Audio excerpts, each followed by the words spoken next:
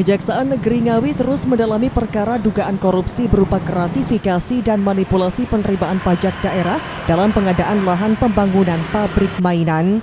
Proses penyidikan masih berlangsung melalui pemeriksaan saksi dan pengumpulan barang bukti dari tersangka Winarto, anggota DPRD Ngawi.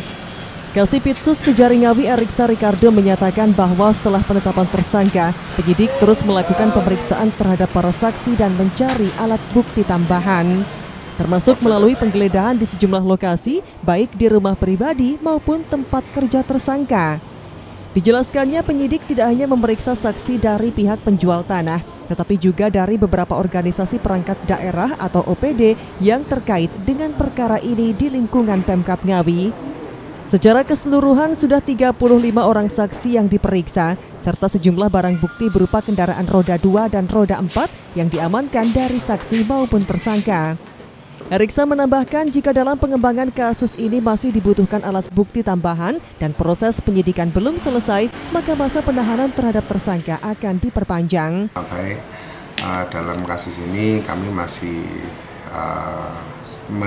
memeriksa saksi-saksi dan masih mengumpulkan alat-alat bukti. Jadi ini kan sudah 15 hari penetapan tersangka dan masuk tahanan jaksa ya. Itu nanti kan sampai 20 hari. Kemungkinan ada perpanjangan? Kami lihat dulu nanti yang kita kumpulkan itu sudah lengkap atau belum. Misalkan masih dibutuhkan waktu lagi untuk pengumpulan itu, mungkin kami akan perpanjang. Upaya mencari barang bukti dengan melakukan penggeledahan di sejumlah tempat masih tetap dijalankan? Kami masih terus jalan dengan upaya-upaya selain penggeledahan penada masih. Termasuk pemeriksaan saksi? Ya, masih.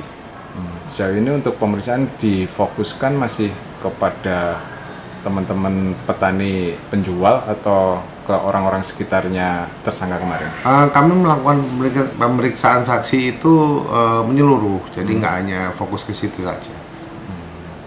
Sejumlah barang bukti yang masih atau yang sudah diamankan hasil dari pengembangan seperti apa?